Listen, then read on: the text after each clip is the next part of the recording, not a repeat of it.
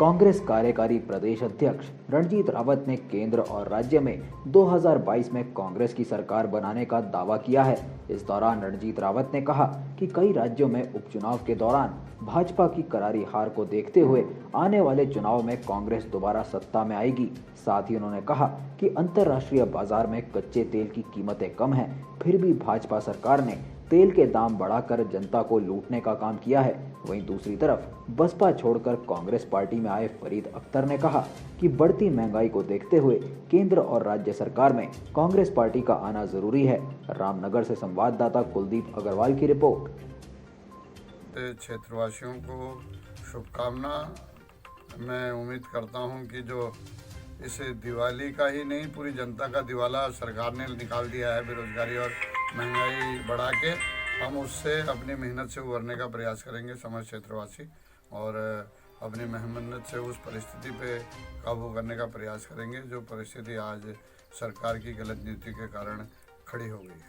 अभी हाल ही में दीपावली से पूर्व जो है बीजेपी ने एक सुबह छोड़ा है डीजल और पेट्रोल का, 10 रुपये डीजल में और 5 रुपये पेट्रोल में करे हैं, और ऊपर से जो सरकार ने भी 2 रुपये और कम कर दे, जबकि आपकी कई राज्यों में सरकार है वहाँ बिल्कुल वही टैक्स लेवल वही है। इस बारे में आपको क्या कहना है? देखिए, मैं कहना चाहूँगा कि भूटान और नेपाल को तेल हम दे रहे हैं, वहाँ 32-33 रुपया डीजल बिक रहा है। उस रेट पर जब तक भाजपा रेट को नहीं लाती है तब तक कैसे कहते हैं उन्होंने बढ़ाया किसने? जो बड़ा घटाने का श्रेय लेना चाह रहे हैं, 60 रुपये के डीजल को 100 रुपये पे ले गए, अब 10 रुपया कह रहे हमने घटा दिया, तो उसका श्रेय मिलेगा उनको? ये कोई श्रेय नहीं है। तो उन्होंने बढ़ाया है, लोगों पे थोपा है, जबकि अंतर्राष्ट्रीय मार्केट में क्रूड ऑयल की कीमतें कम हैं। कांग्रेस जब मनमोहन सिंह की सरकार थी, $135 प्रति बैरल क्रूड ऑयल उस समय अंतर्राष्ट्रीय बाजार में था, फिर भी कांग्रेस जो है 50-52 रहूँगा कि भूटान और नेपाल को तेल हम दे रहे हैं, वहाँ 32-33 रुपया डीजल बिक रहा है। उस रेट पर जब तक भाजपा रेट को नहीं लाती है तब तक कैसे कहते हैं उन्होंने बढ़ाया किसने? जो बड़ा घटाने का श्रेय लेना चाह रहे हैं, 60 रुपये के डीजल को 100 रुपये पे ले गए, अब 10 रुपया कह रहे हमने घटा दिया, तो उसका श्रेय मिलेगा उनको?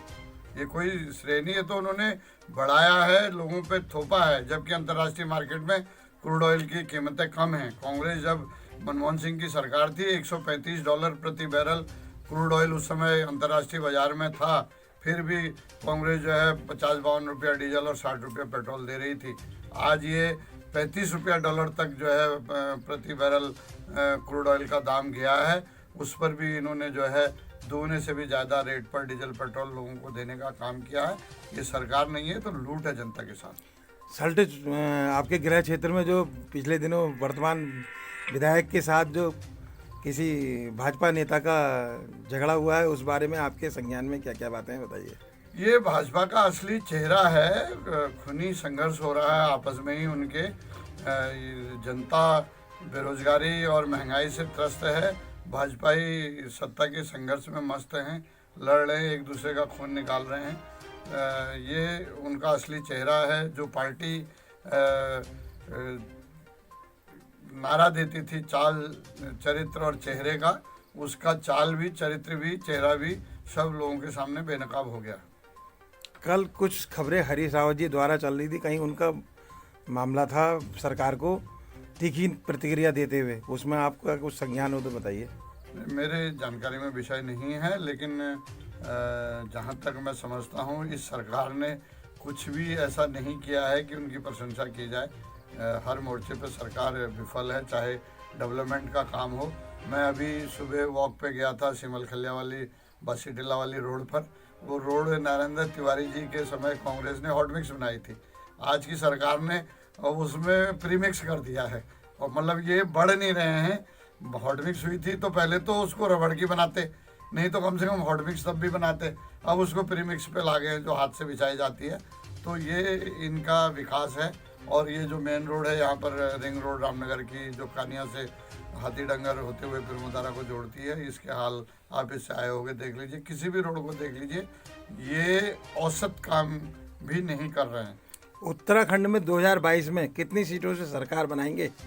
मैं कहना चाहूँगा कि कंफर्ट मेजॉरिटी से जो है चाहूँगा कि भूटान और नेपाल को तेल हम दे रहे हैं, वहाँ 32-33 रुपया डीजल बिक रहा है।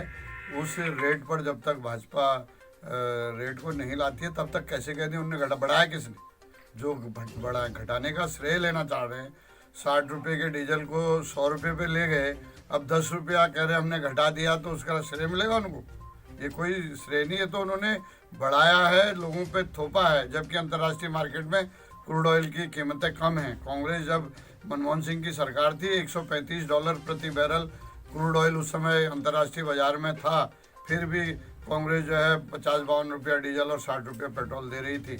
आज ये $35 तक जो है प्रति बैरल क्रूड ऑयल का दाम गया है। उस पर भी इन्होंने जो है दोगुने से भी ज़्यादा रेट पर डीजल पेट्रोल लोगों को देने का काम किया है। ये सरकार नहीं है तो लूट है जनता के साथ। सल्ट आपके गृह क्षेत्र में जो पिछले दिनों वर्तमान विधायक के साथ जो किसी भाजपा नेता का झगड़ा हुआ है, उस बारे में आपके संज्ञान में क्या क्या बातें हैं, बताइए। ये भाजपा का असली चेहरा है। खूनी संघर्ष हो रहा है आपस में ही उनके। जनता बेरोजगारी और महंगाई से त्रस्त है।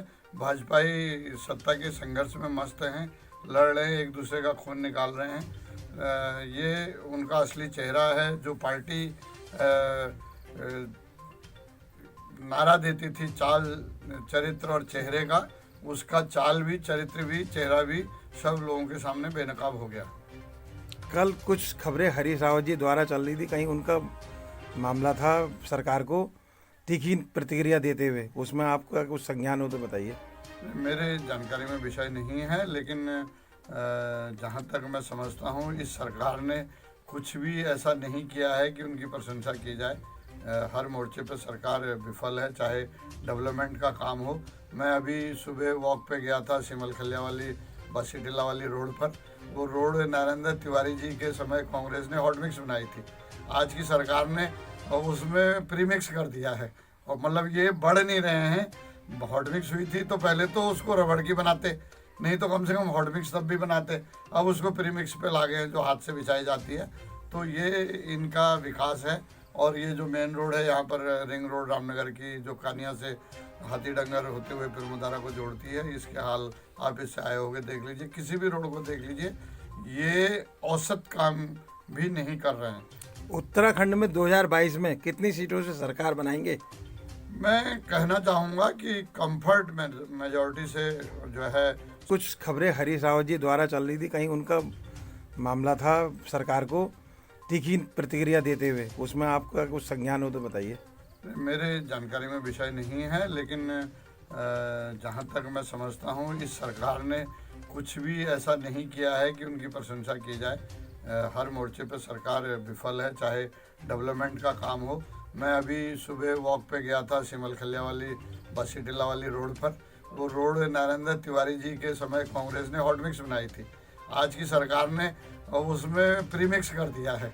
और मतलब ये बढ़ नहीं रहे हैं। हॉट मिक्स हुई थी तो पहले तो उसको रबड़ की बनाते, नहीं तो कम से कम हॉट मिक्स तब भी बनाते, अब उसको प्रीमिक्स पे ला गए जो हाथ से बिछाई जाती है। तो ये इनका विकास है। और ये जो मेन रोड है यहाँ पर रिंग रोड रामनगर की, जो कानिया से हाथीडंगर होते हुए पिरमुदारा को जोड़ती है, इसके हाल आप इससे आए होंगे, देख लीजिए। किसी भी रोड को देख लीजिए, ये औसत काम भी नहीं कर रहे हैं। उत्तराखंड में 2022 में कितनी सीटों से सरकार बनाएंगे? मैं कहना चाहूँगा कि कंफर्ट मेजॉरिटी से जो है सरकार बनेगी। आपने अभी चुनाव के नतीजे देखे हैं, जो चुनाव हुए हैं। हिमाचल में 4 सीटों पे चुनाव था, 4 की 4 जो है कांग्रेस जीती, 1 लोकसभा और 3 जो है विधानसभा की। राजस्थान में 2 सीटें थी, दोनों कांग्रेस जीती है। हरियाणा में 1 सीट थी, वो भी भाजपा नहीं जीती है, जो अजय टोटाला ने वहाँ सीट खाली की थी किसान आंदोलन के लिए, वो जीते हैं। तो इससे आपको लग जाएगा जो काऊ बेल्ट कहलाती है, गाय बेल्ट, उसमें जब बीजेपी का ये हाल है, तो उत्तराखंड में तो कांग्रेस जो है आरामदायक स्थिति में मेजॉरिटी में आएगी। कितने दिन बाद जो है कांग्रेस अपने टिकट डिक्लेयर कर देगी? देखिए, कांग्रेस में इस समय प्रोसेस चल रही है और उम्मीद है जल्दी कांग्रेस अपने आधे से ज़्यादा टिकट घोषित कर देगी। भाजपा से पहले करने में सफल रहेगी? निश्चित रूप से हमारे जो राष्ट्रीय नेतृत्व है वो इस पर काम कर रहा है। एक बात और बता दीजिए आप जरा, यह है अपने आसपास की कितनी सीटों पर आप दावा ठोक रहे हैं? मैंने कहा ना, हम अधिकांश सीटें जीत रहे हैं और तराई में तो क्लीन स्वीप होने जा रहा है। जैसे ये जो किसान बेल्ट है, किसान आंदोलन चल रहा है आज। वैसे तो हर वर्ग भाजपा से नाराज़ है। सबसे बड़ी ताकत जो भाजपा की बन गया था वो युवा वोटर, वो आज बेरोजगारी की वजह से भाजपा के खिलाफ है। किसान आज भाजपा के खिलाफ है, मजदूर खिलाफ है, दलित खिलाफ है, माइनॉरिटी पहले से खिलाफ है। तो भाजपा के साथ है कौन? जो उनका जन्मजात वोटर था, जो पीढ़ियों से भाजपा को धन और अपना श्रम लगा करके यहाँ तक लाया था, व्यापारी या बनियागर जिसे कहें, वो भी आज जो है भाजपा से खिन। कांग्रेस ज्वाइन की है और तो ये विचारधारा का बदलाव कैसा है?